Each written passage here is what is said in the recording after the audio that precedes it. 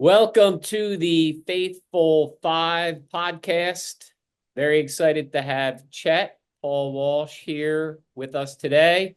Chet is, among many of his titles, he is a sales executive with Golf Cart Specialties. Is that Yeah, correct?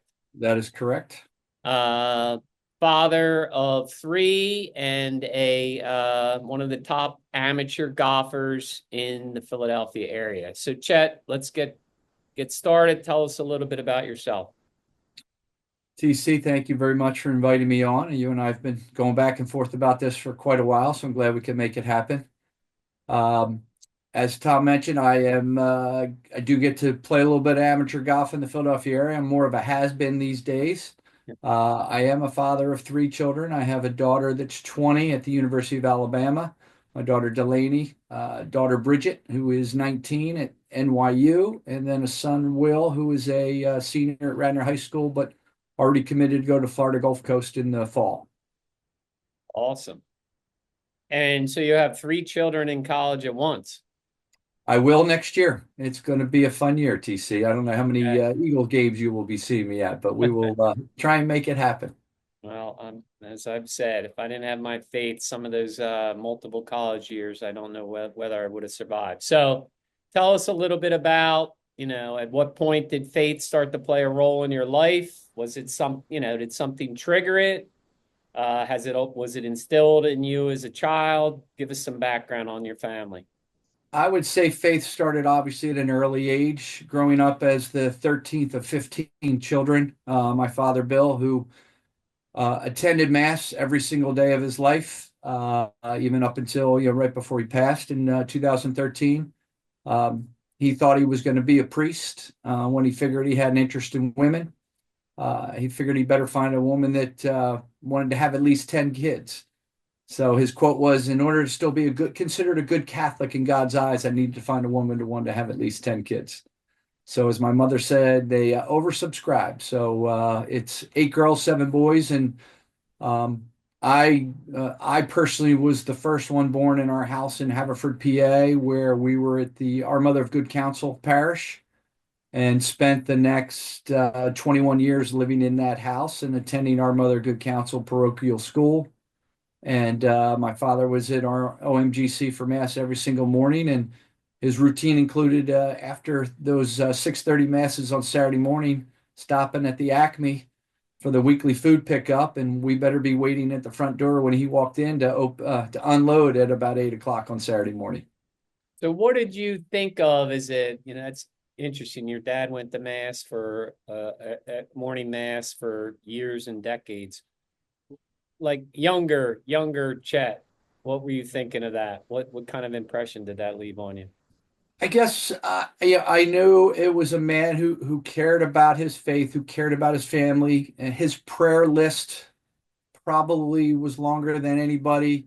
I was with him on a few occasions, but I was never there on a regular basis. I know a few times back when I was younger, trying to work on my basketball game, he would run before he went to mass, and he would take me with him to Haverford College because they had a gym. He was running around the basketball court, and he said, "I'll let you come with me, but you got to come to mass with me afterwards." Every Sunday he would take, we used to do, you were a part of this. We used to do the Sunday bulletin route. And part of that responsibility was if you spent the night at a friend's house, you had to be up waiting on the side of the street. So I was standing on the side of County Line Road many a time after spending the night at your house on a Saturday night to be picked up, to do the paper route, to go to, I believe it was 8:30 Mass at Our Mother Good Counsel, and then come home and he would make us poached eggs, where we were served more than our share of bullets, as we like to say, those non-running yolk eggs.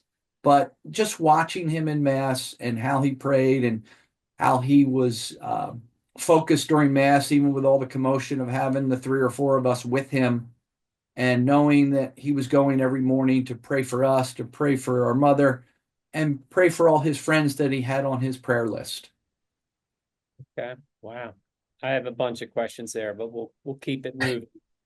So most influential person in your life, Would whether that's your dad or otherwise, and where did that take you from a kind of a faith perspective? And it doesn't have to be faith perspective, but give me some insight there.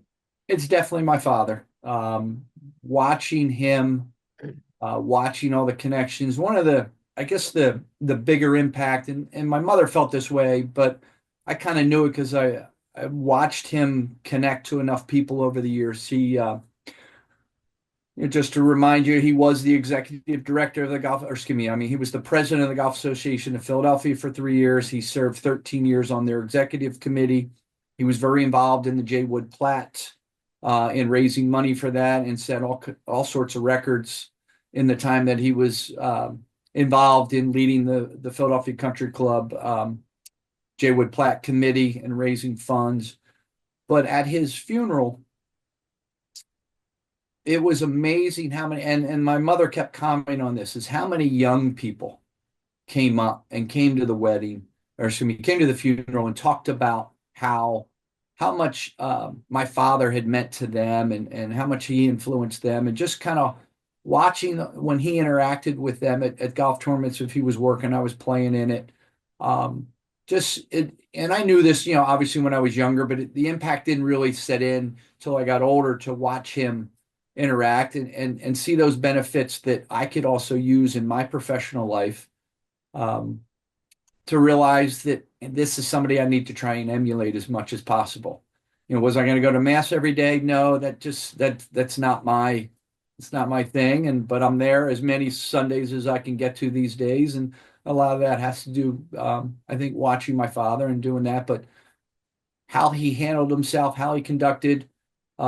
Never once in my life did I hear him curse. His favorite, when he got mad, is, I mean, his favorite word was "gash sakes." Um, were we punished as kids when we got out of line? Yes, we were. But once again, there was never a curse word. He would let us know, and when he was mad at us, and we paid that price. But what you really never wanted from him was to hear the famous words, "I'm disappointed in you." And he did very rarely, luckily, use those, but that he saved those for when you really messed up, um, and have that conversation with you. But just watching the life he led, and he was very, as I always like to say about people with Jay Wood Platt, I mean, he walked the walk. And when he was asking people for a lot of money, he had donated a lot of money to Jay Wood Platt, a lot of money to Villanova University, and that was his. It's kind of how he liked to portray his life and make sure that people noticed it. And I think all of my family members, all of my brothers and sisters, would all agree that he's probably the most influential person in their life. So bring it around a little to you. What do you, from your perspective and the life that you live, what are some of the obstacles for you living your faith, or men in general, that, you have a feel for? I know for me, you and I have known each other a long time, and I've had my stretches where I was attending mass on a regular basis. I think I know for me, in my high school years, kind of felt like, okay, I have to go, because it was more, I better go.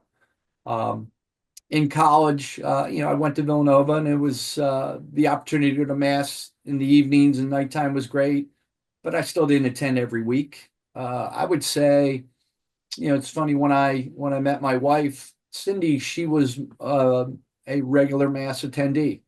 So when we started dating, I would start to attend mass with her, on a more regular basis, but still not completely every single week.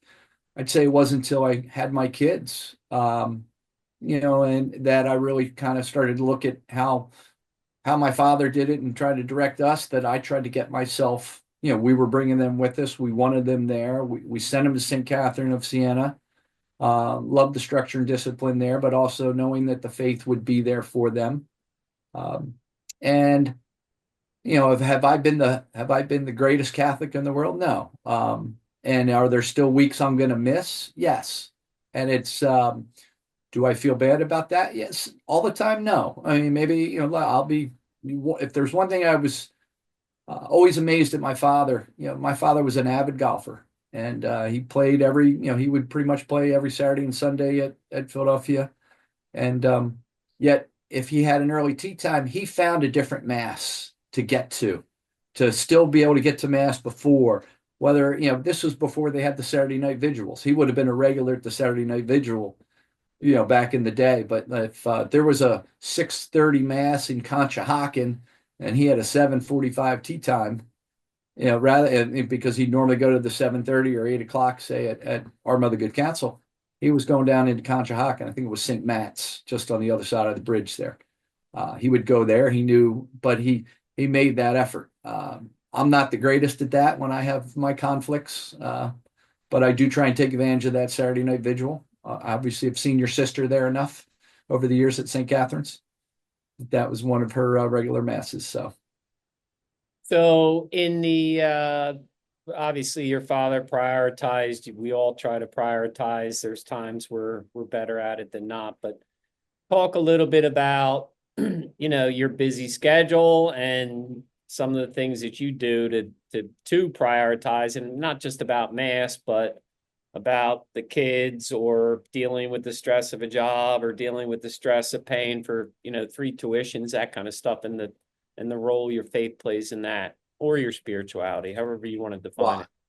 I think you need to lean on that to realize to know that there is a path going forward. It may not be the easiest path, but you need to look into yourself and say a prayer every now and then that they're going to guide you down the right road.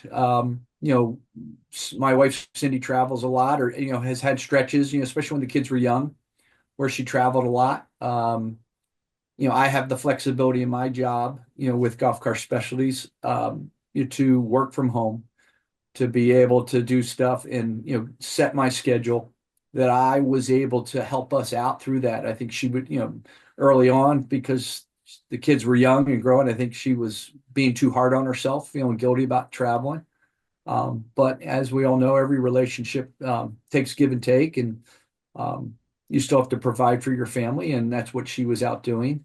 Um, so being able to juggle that, and then also being involved in coaching all three of my kids in different sports, mainly basketball over all those years, a little bit of softball, a little bit of soccer, but mainly focused on basketball, and still doing that today, with Will, still coaching him into, high school CYO, still that, that is that Catholic youth organization. You get back to part of that faith thing, how involved, when you're involved with your kids as a coach in the Catholic youth organization, you still need to be able to teach these kids that, the joke is CYO sometimes stands for crush your opponent, but it's Catholic youth organization, and you need to teach the kids about respect. It's not about running up the score. It's about, you're still trying to win and play hard, but handle yourself the proper way. And once again, watching my father walk that walk, been able to use some of those lessons to try and help out, whether it be my own children or other kids that I've been coaching on how to handle defeat. Because I've always been a big believer. Every young kid should experience some kind of what's the proper word? I say just should experience the word no at a young age. There's too many. I still think there's too many out there where the parents try and shield their children from disappointment. And I appreciate that, but at the same time, I think to prepare these children as young adults as they get into the real world, they need to hear the word no, and they need to experience disappointment to learn how to handle it at a young age. And I think playing sports and through the CYO, I think part of that helps. And hopefully I've been able to help some kids over the years, both boys and girls. And what's it been? Probably the last 12 years, I think I've been coaching, maybe Yeah, 14. long time. That's a lot of CYO games. So you're It teaching is. a lot of good stuff there. How about you kind of touched on it. You're not, someone that's going to outwardly be a Bible beater and push it out in public. But talk about why you think it's hard for men, especially, to kind of talk about their faith or be open about their emotions, like, you are with your dad. and what an influence he was, or acting like I have everything all together, but I don't, that kind of stuff. Does that make sense? I think the second part makes more sense, just acting like you have it all together. No one really knows what's going on, behind everybody's front door. Everybody thinks everything's perfect. We all have our challenges, we all have our issues. I think, but I think like part of the motto of a man thinks he needs to be strong at all times and show a strong front. And I think if there is a weakness, they're afraid to show it. That they think, that, oh, my friends will think I'm weak, or my wife will think I'm weak. It's, as you know, I can, or as my wife loves to say, I can be brutally honest at times, and I don't mind sharing things. And sometimes maybe I'll say more than I should, but maybe that still needs to be said to somebody to help them kind of realize, hey, um, like I said, I'm not a, if I'm in a difficult spot, this or that, I don't mind sharing it. I'll talk about it, but am I going to go all around everybody? No, but I'll share it with my close friends and try and have a discussion and try and figure out. I just think it's part of just our society still to this day that you can't show you can't show that you're weak. You got to try and show that you're strong and everything's perfect all the time. Even, it's very difficult to have a perfect life. And I Yeah. think people need to accept that and not worry about what your neighbor thinks, or your buddies think if maybe you had something's going on and you try and hide it. I think you just you got to be upfront and say, hey, here's what's going on, and I need some time, or I need to figure things out. And obviously, and you hope if they're good enough, if they're a good friend, they're not going to judge you on it, and they're going to step up and try and help you. Yeah. We all struggle with so many of the same things, and that's one of the things about this podcast that people don't realize, we all have issues, and being open about them, whether it's your faith or talking to someone about it, that's part of life. So two last questions. You've touched on this. I mean, you're a busy guy, family, huge extended family with your siblings you grew up with. You touched on it with CYO and some other things. What tips would you have for, especially for guys that maybe are struggling, or maybe just don't make any priorities towards their faith? What tips do you have for them? The big thing is if you grew up in the Catholic family and you went to mass and maybe you felt you were going because you had to go and you were quote unquote drugged there, and then as you got older you made choices to not go. I mean, we always used to laugh, when those times in high school when I was supposed to be going, I went to went to Dunkin' Donuts, St. Duncan as we love to refer to it. um I just think they need to, I say need. I would ask them to take a look, give it an opportunity to go back to mass. There's some great things in um, some of the readings, some of the homilies. It's funny. Not every priest is gonna, or pastor, whatever, is going to serve. Excuse me, is going to deliver the homily you want to hear. But when you get into certain ones and you hear certain homilies, they really touch home, and it kind of gives you a different perspective on things, or gives you another way to look at things. And I think if you are having some challenges and you haven't been to mass in a while, to go, and you don't have to go to the one. Maybe you don't like your pastor. You're not thrilled with their homilies. Doesn't mean you have to go to your church. You can go to another one. Um, maybe you go to, for the local people, maybe you go to one of those Villanova student masses on a Sunday night. And that homily is probably directed more at a younger audience, but maybe that's something that relates to you. I appreciate you sharing the stories and your faith journey. It's, from my perspective, it's easy to see, your faith through your dad and your mom, and because they weren't, as I said, Bible thumpers, but they just lived it and walked the walk. So appreciate you spending some time with me. Thank you, TC.